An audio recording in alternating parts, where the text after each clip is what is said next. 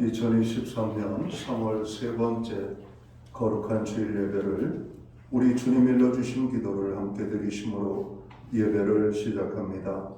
너희는 이렇게 기도하라. 하늘에 계신 우리 아버지여, 이름이 거룩히 여김을 받으시오며 나라의 마옵시며 뜻이 하늘에서 이룬 것 같이 땅에서도 이루어지리이다. 오늘날 우리에게 일용할 양식을 주옵시고 우리가 우리에게 죄 지은 자를 사하여 준 것 같이 우리의 죄를 사하여 주옵시고 우리를 시험에 들게 하지 마옵시고 다만 하옵소서. 구하옵소서. 대개 나라와 권세와 영광이 아버지께 영원히 있사옵나이다. 아멘. 주보에 있는 찬양으로 주님 앞에 나갑니다. 오직 주의 사랑에 매여 내 영 기뻐 노래합니다. 오늘 이 찬양의 고백으로 주님 앞에 나가겠습니다.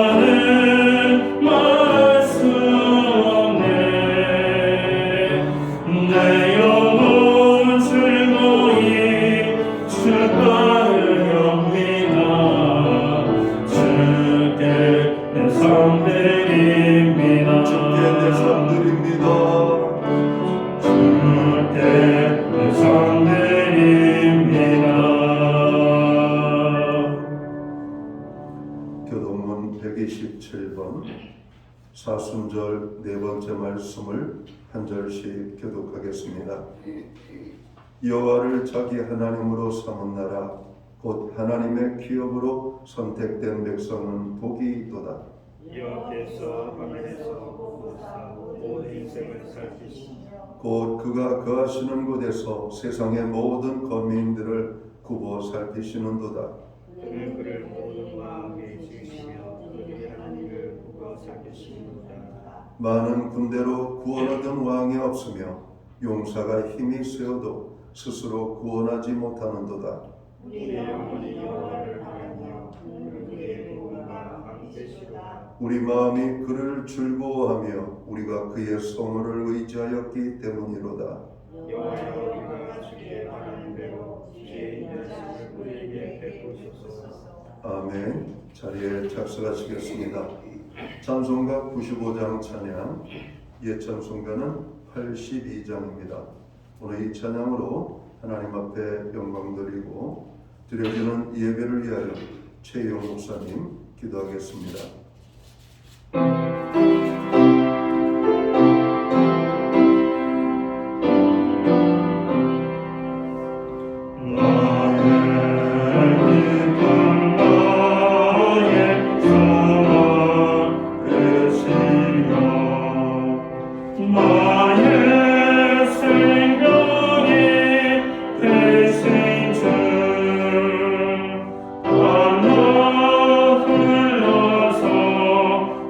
찬송을 드려도 내 아직 마음뿐일세. 나의 사모하는 선한 목자는 어느 꽃다운 동산에 양의 무리와 늘 함께 가소서. 기쁨을 함께 가실까. 길고신 곳에 넓은 들에서 헐게로 찾아 애쓰며 이리저리로 헤매는 내 모양 저먼수 선호하도다. 주의 점이 곱고 어떠한 얼굴 모든 천사도 반기며 주의 놀라운 진리의 말씀에 전쟁가 하나하도다. 나의 진정 사모하는 예수님. 은선조차도 반갑고 나의 생명과 나의 소망은 오직 주 예수뿐일세. 아멘.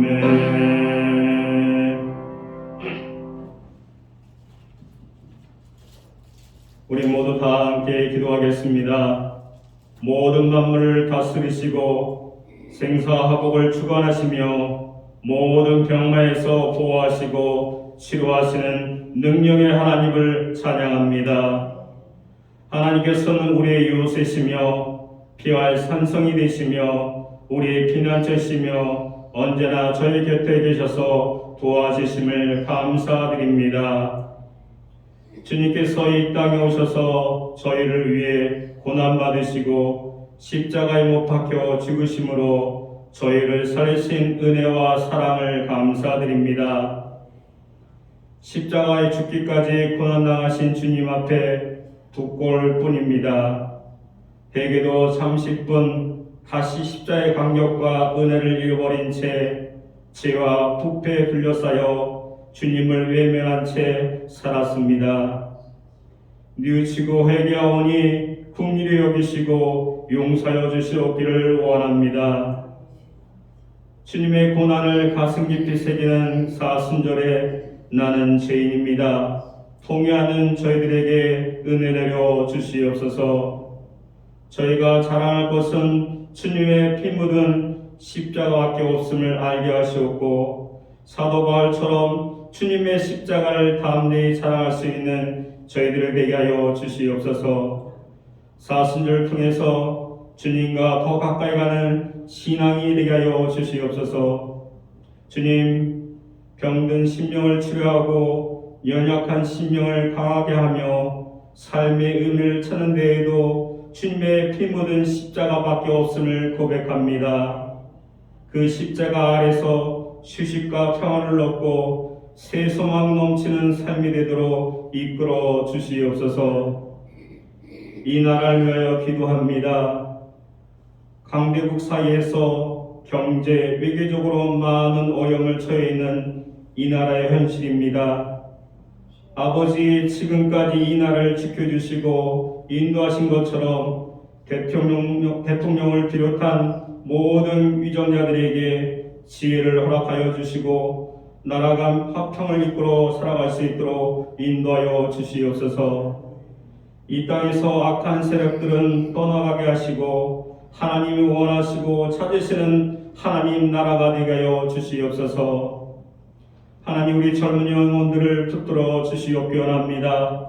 이 나라에서 산수망을 찾게 해주시고 이 나라를 자랑할 수 있는 우리 젊은 영혼이 되게 하여 주시옵기 원합니다. 하나님, 각종 시험을 준비합니다. 하나님, 좋은 결과 있게 해주시고 배우자를 위하여 기도합니다. 믿음의 배우자를 만나게 하여 주시고 하나님, 주일 성수할 수 있는 직장도 허락하여 주시옵소서. 오늘 담임 목사님에게 선포하시는 생명과 구원으로 인도하시는 하나님의 능력의 말씀을 통하여 부활의 예수님을 만나 변화되는 믿음의 성도가 되게 하여 주시옵소서. 목사님에게 영육간에 항상 강건케 하여 주시옵기를 원하며 감사드리며 예수 그리스도의 이름으로 기도드립니다. 아멘.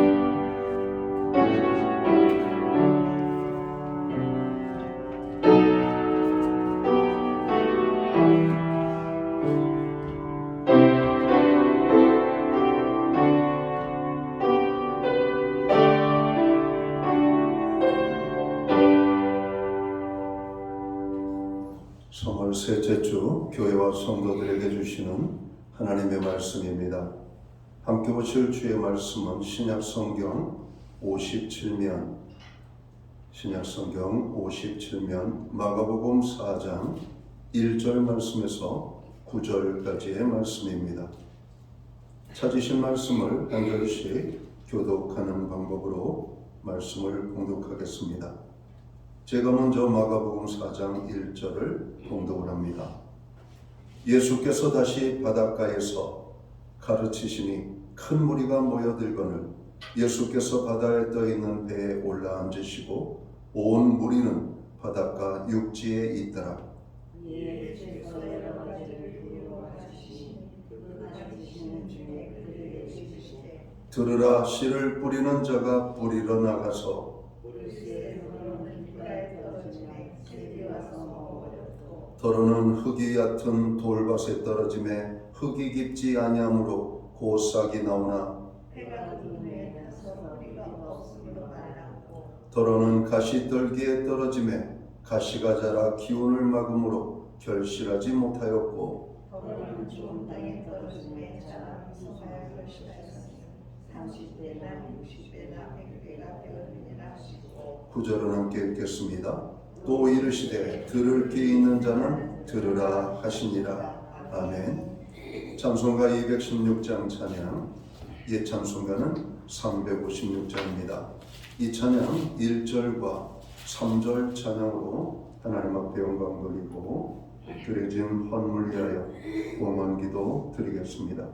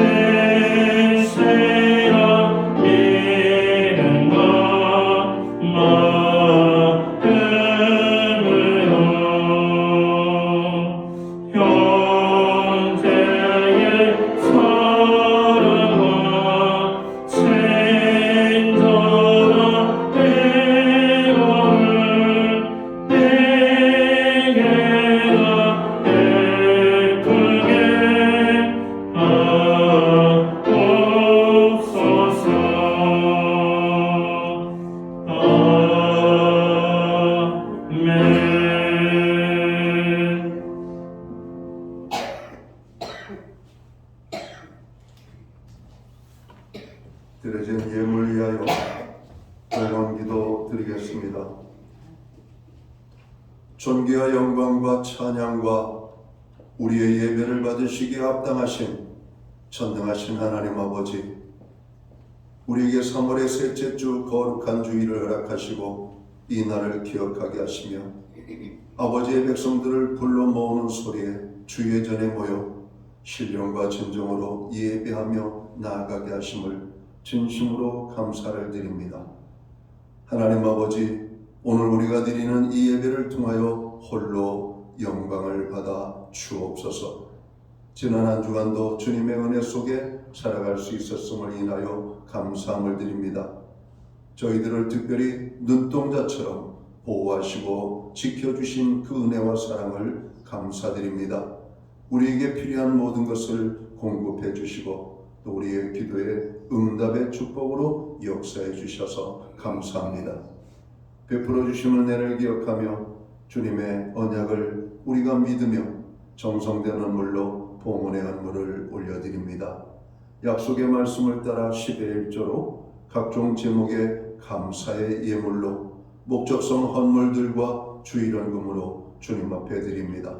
드려진 모든 손길들을 기억하시옵소서. 저들을 축복하시되 하늘복과 땅의 복으로 풍성케 하시며 정으로 영육간에 강건함을 주시고 간구하는 기도에 응답을 주시며 또 우리로 하여금 하나님 손대생하는 모든 일이 열매를 맺게 하시되 30배, 60배, 100배의 결실을 거두게 하여 주시옵소서. 발로 밟는 지경이 넓어지게 하시며 그 땅이 화평과 아버지 하나님 축복의 땅이 되게 하여 주시옵소서.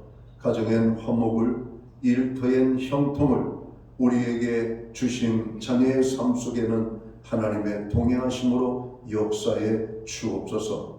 하나님, 우리로 하여금 기도하게 하시니 감사합니다.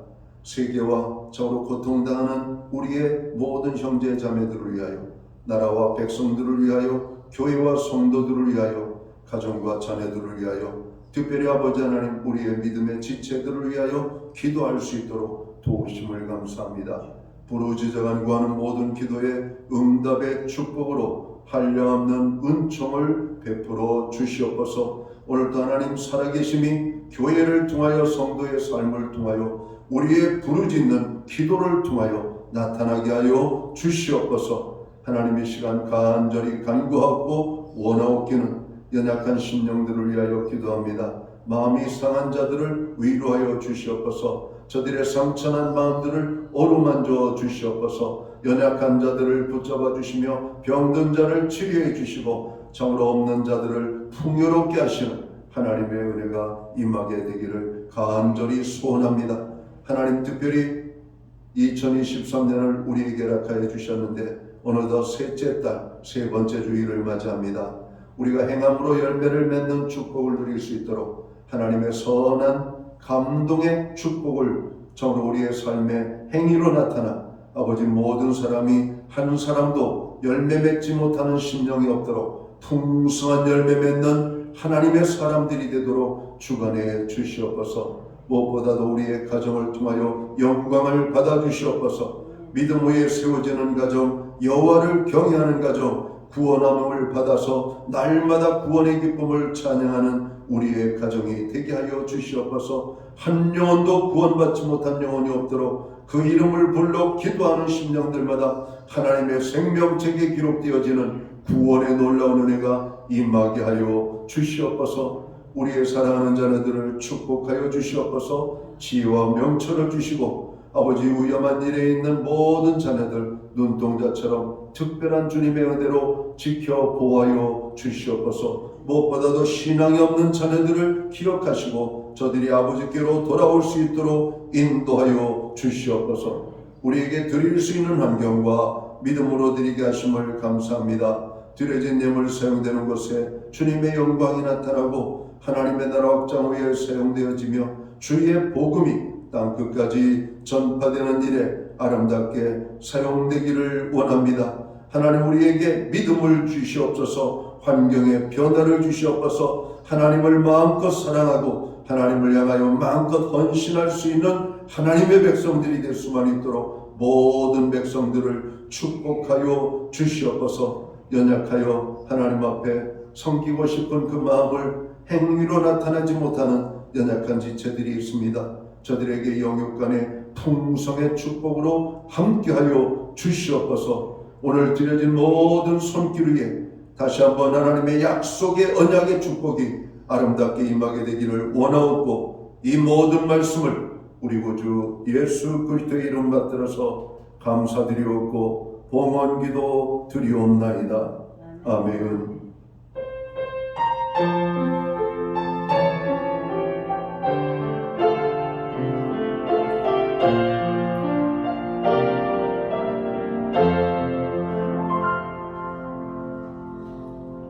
저는 시간 교회를 대신해서 3월 셋째 주 거룩한 주일 예배에 참여하신 모든 교우들을 환영합니다. 그리고 교회에 오래간만에 나오신 분들을 환영하고, 또 가정에서 영상으로 예배를 드리는 믿음의 모든 지체들 가운데 주님의 평안과 또 사랑으로 문안의 인사를 드립니다. 우리 옆에 계신 분들하고 앞뒤에 계신 분들하고 반갑게 사랑의 인사 나누도록 하겠습니다. 손을 흔들며 나누시겠습니다. 반갑습니다. 축복합니다. 오늘도 예배의 자리자리에 하나님의 함께 하심이 아름답게 나타나기를 간절히 소원합니다.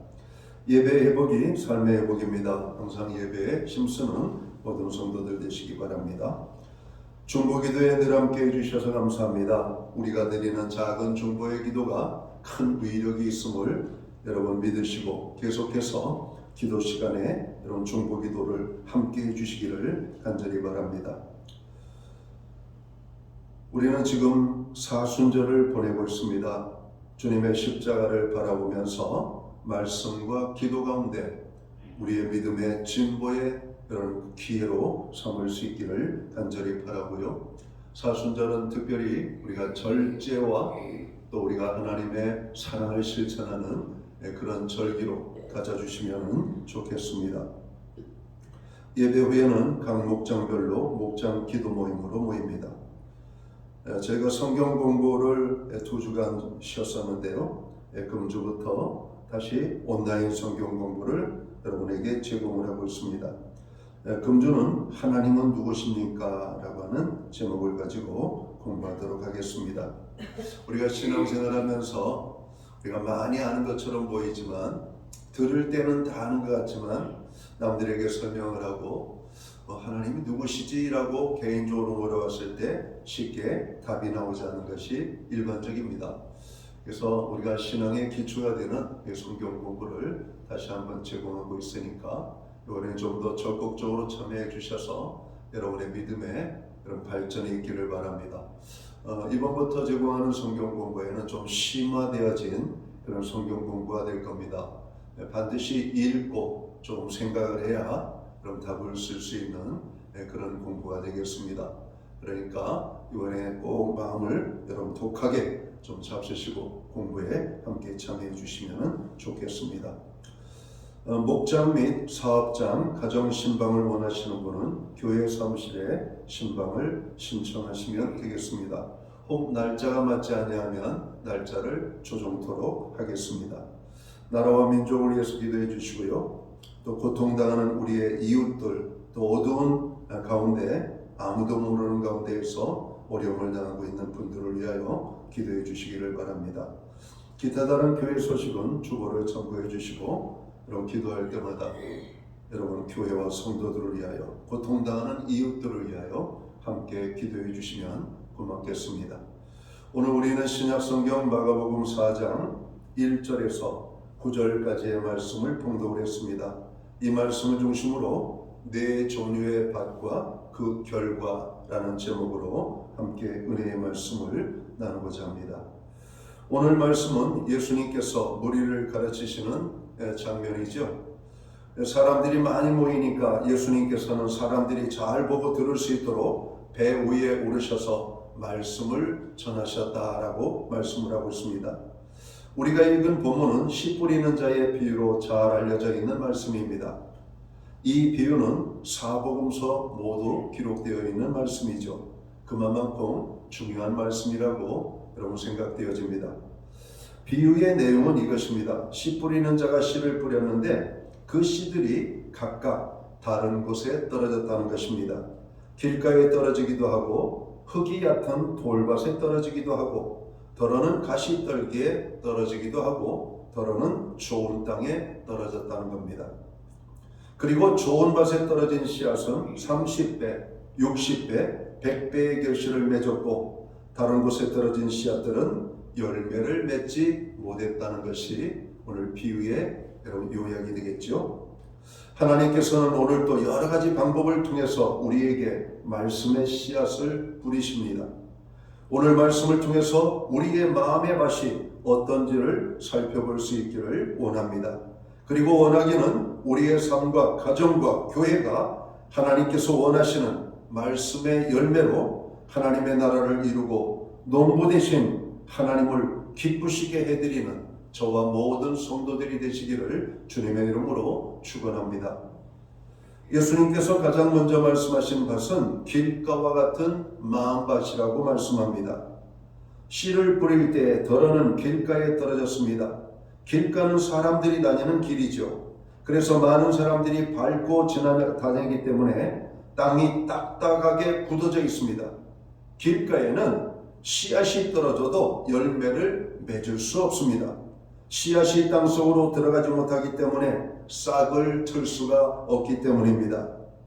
예수님 당시에 길가와 같은 마음을 가진 사람들이 있었습니다. 대제사장, 바리새인, 서기관들과 같은 사람들이었습니다. 예수께서 그들에게 강력하게 하나님의 말씀을 전하셨음에도 불구하고 그들은 예수님의 말씀을 받아들이지 않았다라고 말합니다. 그들은 예수님이 자기들의 권위 아래에 있지 않은 것에 대하여 못마땅하게 여기고 예수님을 대적했다라고 복음서는 기록합니다. 그들은 예수님께서 말씀을 전하실 때마다 반기를 들고 대적했습니다. 그들은 예수님이 전하신 말씀의 씨를 그들의 마음에 받아들이지 않고 튕겨내었던 것입니다. 설상가상으로 그 뿌려진 씨를 빼앗아가려는 존재가 있다고 주님은 말씀하시죠. 바로 새들입니다. 새들은 길가에 씨앗이 떨어지자마자 와서 먹어버렸습니다. 예수님께서는 이 새를 가리켜 사단이라고 말하고 있습니다. 사단이 하는 일이 이 새와 같습니다.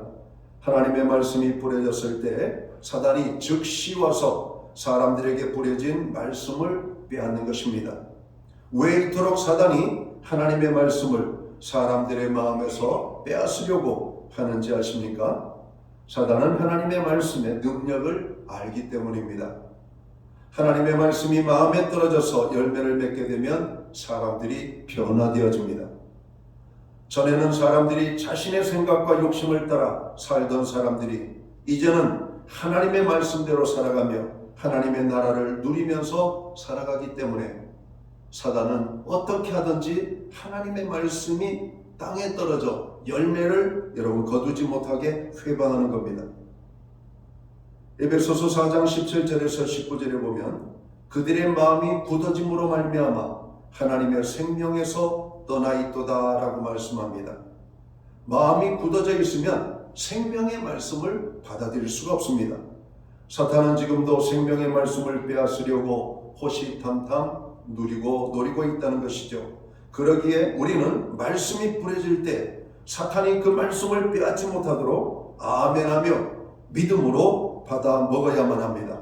그럴 때 우리 안에 하나님의 말씀의 능력이 나타나고 하나님의 나라가 시작되는 것이기 때문에 그렇습니다. 예수님은 두 번째 밭인 흙이 얕은 돌밭과 같은 마음이 있다라고 말씀합니다. 씨앗이 열매를 맺기 위해서는 먼저 뿌리를 내려야 합니다. 그런데 흙이 얕은 돌밭에 뿌려지면 일단 싹은 나오지만 흙이 얕아 제대로 뿌리가 내릴 수가 없는 것입니다. 그래서 해가 돋으면 싹이 곧 말라 죽어버리는 것입니다. 돌밭과 같은 마음의 밭을 가진 사람은 처음에 말씀을 받을 때 기쁨으로 받지만 환난이나 박해가 오면 곧 넘어지는 사람들입니다. 하나님의 말씀이 뿌리 내리지 못하면 환난과 박해를 견디지 못합니다. 초대교회의 특징은 여러분 환난과 핍박이었죠. 그러나 환난과 핍박에도 불구하고 많은 사람들이 하나님의 말씀을 지켜 나갔던 것입니다. 그럴 때 말씀이 뿌리를 내려 그 환난의 때를 지낼 수가 있을 뿐만 아니라 초대교회의 풍성한 열매를 맺을 수 있었다라고 사복음서는 기록하고 있습니다. 하나님의 말씀대로 살아갈 때 꼭 따라오는 것이 환난과 핍박입니다. 사단은 이러한 환난과 핍박을 통하여 말씀의 싹이 말라버리게 합니다. 그러나 이때 인내하며 말씀으로 살아가게 될 때 말씀의 뿌리가 내려지게 되는 것입니다. 신약성경 로마서 5장 3절과 4절에 보면 바울은 로마 교인들에게 이렇게 말씀합니다. 우리가 환난 중에도 즐거워할 수 있다라고 말합니다. 왜냐하면 환난은 인내를, 인내는 연단은 소망을 이루는 줄 알기 때문이라 이렇게 말씀합니다. 우리가 하나님의 말씀대로 살아가면서 환난과 시험을 당할 때 가져야 할 태도가 있습니다.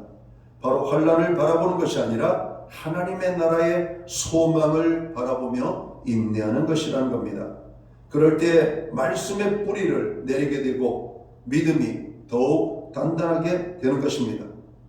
하나님의 나라에 대한 소망은, 그리고 그 소망을 확실하게 붙잡은 사람들은 환난과 핍박을 당하더라도 인내로서 여러분 말씀의 열매를 여러분 맺어 갈 수가 있다는 겁니다. 여러분 우리가 많은 말씀을 듣기보다는 한마디라도 들은 그 하나님의 말씀을 붙잡는 노력을 해야 됩니다. 다만 한 절의 말씀이라도 붙잡고 그 말씀이 나의 심령 속에 뿌리가 내리도록 싹이 트도록 여러분 인내해야 됩니다. 그리고 그 말씀을 꼭 붙잡는 우리의 믿음의 태도가 필요하다라고 하는 것입니다. 그래서 말씀이 뿌리가 내리면 환난과 어려움이 올 때 나의 삶에 말씀의 뿌리가 깊어짐으로 인하여서 흔들리지 않는 믿음의 삶을 살게 되는 겁니다. 하나님의 말씀에 순종할 때 우리는 많은 열매를 거두게 됩니다. 요한복음 14장 21절에서 저가 내 안에, 그리고 우리가 하나님의 계명을 지키는 자에게는 열매가 있고 주님의 제자가 된다라고 말씀합니다.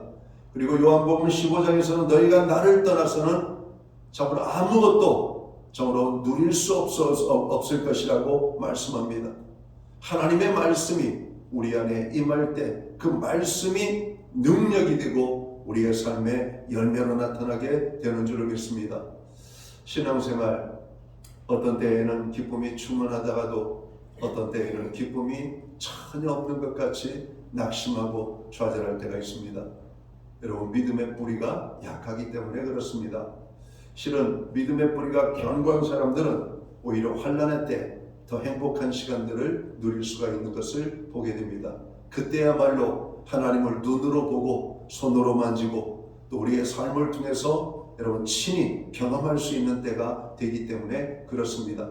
얕은 믿음의 축복이 아니라 깊은 믿음의 축복을 누리는, 그래서 하나님이 주시는 그 놀라운 화평과 여러분 축복을 경험하는 성도의 삶을 살도록 힘써야 할 것입니다. 이제 예수님께서는 세 번째 밭을 말씀하시는데 가시떨기와 같은 밭이라고 말씀합니다. 마가복음 4장 18절과 19절은 씨앗이 가시떨기에 떨어진 것이 무엇을 의미하는지를 우리에게 말씀합니다. 말씀을 듣기는 하되 세상의 염려와 재물의 유혹과 기타 욕심이 들어와 말씀을 막아 결실하지 못하게 되는 자요 라고 말씀합니다. 가시떨기의 땅에 떨어진 씨앗도 싹은 틔우고 뿌리는 내릴 수 있습니다. 그런데 열매는 맺을 수 없다라고 말씀하고 있는 것입니다.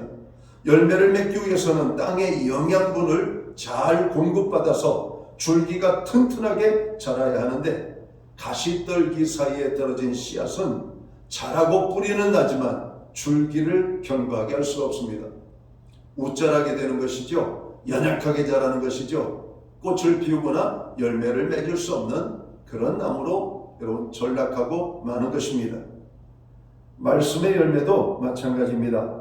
말씀대로 살아가기 위해서는 영적인 힘이 있어야 합니다. 그런데 안타깝게도 우리의 영적인 기운을 빼앗는 것들이 있다는 것입니다. 먼저는 세상의 염려입니다. 하나님의 말씀에 집중하지 못하도록 우리에게 많은 염려를 가져다 주는 것이죠. 염려하는 사람을 보면 힘이 없습니다. 염려하는 사람을 보면 그 마음에 그늘이 있음을 보게 됩니다. 그 염려에 눌려서 기쁨을 누리지 못합니다. 그 염려가 모든 삶의 관심을 사로잡아 버리기 때문에 그래요. 어떻게 보면 몸에 발생한 암과 같은 존재입니다. 암은 몸의 모든 영양분을 다 뺏어간다고 해요. 여러분, 암이라고 하는 존재가 우리 몸에 발생하면 우리의 몸의 모든 것을 다 앗아가는 겁니다. 그래서 그 암을 도려내기까지는 우리가 온전한 삶을 살지 못하게 되는 거예요. 오늘 염려라고 하는 것이 암과 같은 존재입니다. 하나님의 사람으로 하여금 기쁨을 누리며 행복하게 살아야 되는데 그 염려 때문에 우리는 그 기쁨을 누리지 못하기 때문에 그렇습니다. 오늘 성경은 말씀합니다. 너희 염려를 다 주께 맡겨버리라고. 하나님의 주권과 돌보심을 믿고 염려를 주님께 맡겨야 됩니다. 사도 베드로는 그 당시 오늘 많은 환난과 핍박을 받는 초대교회 성도들을 향하여 너희 염려를 다 주님께 맡겨버리라고 말씀합니다. 그냥 무대책으로 맡겨버리는 게 아니죠. 우리가 아는 믿음을 고백하면서 맡기라는 겁니다. 그리할 때 하나님이 너희를 도우시리라 말씀합니다. 여러분, 내가 염려함으로 문제가 해결될 수 있다면 여러분 문제 가지고 염려하셔야 돼요. 끙끙 앓으셔야 됩니다. 그러나 주님은 또다시 말씀하기를 너희가 염려함으로 너희의 길을 자라게 할 수가 있겠냐. 여러분, 우리가 염려함으로 어떤 문제를 해결되어지는 것이 아니라고 말씀합니다. 염려는 하나님께 맡겨야 되는 영역입니다. 지금 여러분의 마음을 불안하게 하고 염려케 하는 것은 무엇입니까? 왜 그 문제를 붙잡고 지금 누려야 될 기쁨과 축복을 누리지 못하고 있습니까? 주님은 말씀하십니다. 우리가 감당할 수 있는 문제는 염려라고 말하지 않죠. 감당하면 되니까. 그러나 감당치 못하는 문제를 만날 때 우리는 염려합니다. 그런데 염려한다고 해결되는 것은 아니에요. 주님이 말씀하신 겁니다. 오늘 그 모든 염려를 주님께 맡겨드리라고 하는 겁니다. 많은 무리들이 모였습니다. 그들의 배고픔을 감지하셨던 주님은 제자들에게 먹을 것을 주라고 말씀하죠. 그러나 제자들은 황당한 눈으로 주님을 바라봅니다. 우리에게 먹을 것이 어디 있다고? 주님 뭔가 실수하시는 것 같은데 너에게 무엇이 있는가 한번 봐라. 여러분, 둘러봐도 한 것이 없습니다. 걱정합니다. 이 많은 사람들 무엇으로 먹이겠습니까? 혹시 우리에게 돈이 있다 할지라도 즉 돈으로 어디에서 지금 이 시간 떡을 사올 수가 있겠습니까? 그때 한 아이가 자기 먹을 오늘 점심을 준비한 보리떡 5개와 물고기 2마리를 주님 앞에 여러분 내려놓게 되죠. 그리고 주님은 그 보리떡 5개와 물고기 2마리를 들어 하루를 울어 축사하시고 무리를 정으로 소그룹으로 나누어 앉게 하며 그들에게 먹을 것을 나누어 주며 그들이 다 배불리 먹고 12광주리에 남는 부스러기를 거둬들였다라고 성경은 말씀합니다. 우리가 염려함으로 해결할 수 있는 문제가 아닙니다. 하나님께 맡길 때 작은 것을 통해서 기적을 만드시고 하나님 것은 우리가 염려하고 기도할 때 하나님께서 역사하셔서 문제를 해결해 주시는 분이심을 성경은 말씀합니다. 염려 때문에 누려야 될 축복을 누리지 못하는 어리석은 우를 범하지 않도록 우리가 해야 할 것입니다. 성도는 염려가 있을 때 주님께 맡기는 삶을 살아야 합니다. 그리고 우리는 하나님의 말씀대로 살아가는데 집중해야 할 것입니다. 또한 재물의 유혹이 있다라고 말씀합니다. 사람들은 돈을 벌기 위해서 모든 에너지를 쏟으며 살아갑니다. 그래서 많은 사람들이 지쳐서 하나님의 뜻대로 살아가지 못하게 합니다. 재물의 유혹을 따라서 살다가 보면 하나님의 말씀을 지키지 못하며 삽니다. 세상의 일로 바쁘고 분주한 것이 꼭 좋은 것만은 아닙니다. 하나님의 말씀대로 살아가도록 주어진 힘을 엉뚱한 것을 위하여 사용하기 때문입니다. 농부가 좋은 열매를 맺고자 가지치기를 하듯이 우리가 말씀의 열매를 맺기 위하여 우리의 삶에도 가지치기가 필요하다라고 하는 말씀이죠. 내가 말씀으로 살아가지 못하도록 하는 모든 관계들, 내 기운을 뺏어가는 세상적인 일들과 습관들을 가지쳐야만 합니다. 이러한 것들에 에너지를 쓰다가 정작 하나님의 말씀을 받고 열매 맺는 일에 소홀해질 수 있기 때문에 그렇습니다. 그렇게 되지 않도록 내 영적인 힘을 뺏는 것들을 정리할 필요가 있습니다. 그래서 주님이 기뻐하시는 풍성한 열매를 맺는 축복된 삶을 우리 모두가 살아가도록 힘써야 할 것입니다. 이제 예수님께서는 마지막으로 네 번째 밭을 말씀하죠. 그 네 번째 밭은 좋은 땅과 같은 마음밭이 있다라고 성경은 말씀합니다. 누가복음 8장 15절에 보면 좋은 땅에 있다는 것은 착하고 좋은 마음으로 말씀을 듣고 지키어 인내로 결실하는 자라고 말씀합니다. 좋은 땅은 좋은 마음입니다. 곧 말씀을 듣고 지키어 인내로 결실하는 마음밭이라는 것이죠. 하나님께서 주신 말씀을 귀하게 여기며 마음에 품고 순종하며 살아갈 때 말씀의 열매가 풍성히 맺히게 된다는 겁니다. 그런데 좋은 마음밭은 그냥 얻어지는 것이 아닙니다. 우리의 마음밭을 그대로 두면 딱딱이 굳어서 필가와 같이 되기도 하고 돌밭이 되기도 하고 가시떨기가 자라기도 합니다. 그러기에 우리들은 좋은 땅의 상태가 되도록 지속적으로 우리의 마음의 밭을 여러분 관리를 하고 여러분 그 우리의 마음의 밭을 점검을 해야만 하는 겁니다. 마음이 굳어져서 말씀이 들어오지 않을 때 그 굳어진 마음을 부드럽게 해야만 하는 겁니다. 내 마음과 생각, 감정과 고집을 부수어뜨려 하나님의 말씀을 온전히 받도록 힘써야 한다는 것입니다. 어떤 때는 하나님의 말씀이 달고도 다른 꿀송이 같지만 어떤 때는 하나님의 말씀이 입맛이 있어서 밥맛이 없을 때처럼 아무런 기쁨을 주지 못할 때가 있습니다. 그때는 하나님의 말씀에 문제가 있는 것이 아니라 우리의 마음의 상태가 잘못되어 있는 것은 아닌지 돌아볼 필요가 있다는 겁니다. 내 마음에 다른 사람을 향한 사랑하지 못한 마음, 다른 사람을 용서하지 못하는 마음, 다른 사람을 용납하지 못하는 마음, 이런 돌들을 걷어내야 부드러운 흙이 되는 것이죠. 딱딱하게 굳어진 땅이 있습니다. 사람들이 뭐라고 말하면 콧방귀를 뀌고 그 사람들을 무시하며 함부로 대하는 우리의 교만의 이런 마음의 밭이 굳어진 것들이죠. 교만한 마음에는 하나님의 은혜가 임할 수가 없습니다. 남들을 용서하지 못하는 여러분 그 바위나 여러분 돌들을 품은 마음은 하나님의 은혜를 받는데 한계가 있다는 겁니다. 오늘 내 마음에 잡풀들이 무성한 상태에서는 하나님의 말씀이 떨어져도 여러분 뿌리까지는 내리지만 열매를 내릴 수가 없어요. 맺을 수가 없어요. 그래서 하나님의 기쁨을 누리지 못하는 겁니다.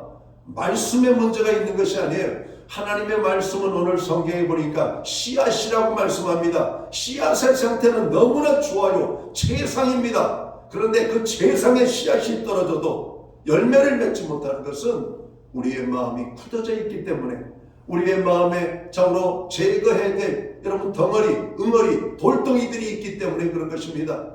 내 마음에 잡풀들이 가득하기 때문에 하나님의 그 좋은 씨앗을 여러분 열매로 맺지 못하는 우리들의 모습을 인정해야 된다는 겁니다. 그래서 말씀 앞에 항상 겸손히 우리가 나아가도록 힘써야 할 것입니다. 내 마음과 생각, 감정과 고심을 다 부수어뜨려야 돼. 하나님의 말씀을 온전히 받도록 그리고 말씀의 뿌리를 내리기 위하여 모든 돌들을 제거해야만 환난과 박해 시험이 있더라도 하나님의 나라를 소망하며 인내하며 오늘 씨앗이 발아될 수 있도록 힘써야 된다는 겁니다. 마음속에 있는 가시떨기를 제거해야 됩니다. 내 영적인 기운을 뺏는 세상의 염려, 재물의 유혹, 여러 가지 욕심에 얽매이지 않도록 해야 할 것이라고 성경은 말씀하고 있습니다. 그리할 때 우리는 풍성한 열매를 맺게 되는 겁니다.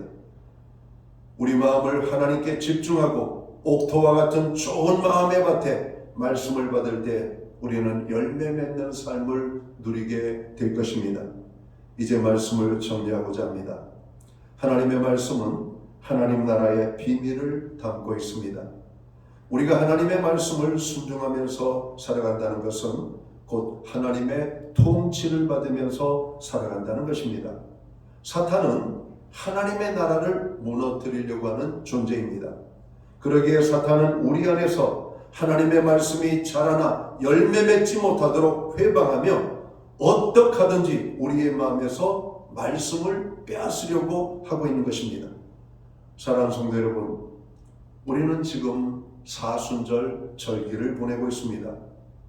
십자가에서 우리를 구원하시기 위하여 모진 고난을 받으시고 죽음을 당하신 주님을 바라보면서 하나님의 말씀을 단단히 붙잡아야 될 것입니다.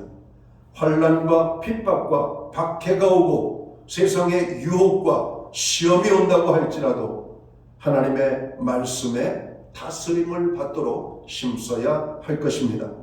그래서 주님께서 원하시고 기뻐하시는 풍성한 열매를 맺는 하나님의 자녀로서 살아가는 저와 모든 성도들이 되시기를 주의 이름으로 축원합니다.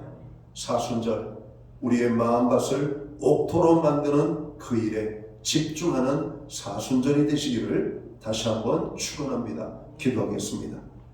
하나님 아버지,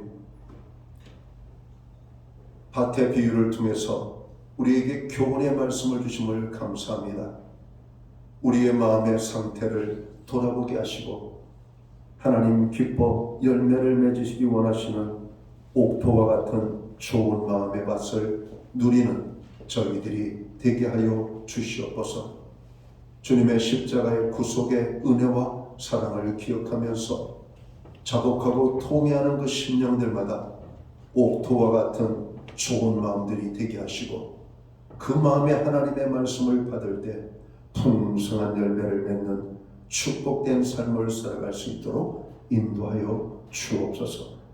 오늘 예배에 참여한 하나님의 사람들, 저들의 마음을 다스려 주시고 30배, 60배, 100배의 결실을 거두는 축복된 인생이 되도록 주님 축복하여 주옵소서. 예수님께 하신 이름으로 기도하옵나이다. 아멘. 자리에서 다 함께 일어나셔서 찬송가 569장 찬양 1절 찬양 드리고 축도함으로 오늘 이 예배를 마칩니다.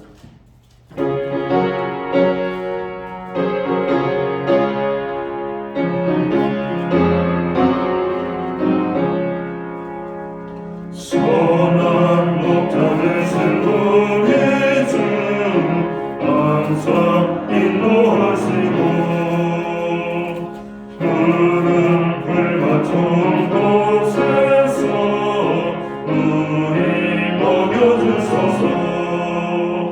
선한 목자 구세주여 항상 인도하소서. 선한 목자 구세주여 항상 인도하소서.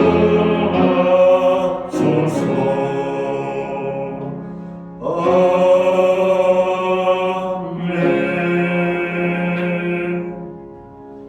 기도드리겠습니다.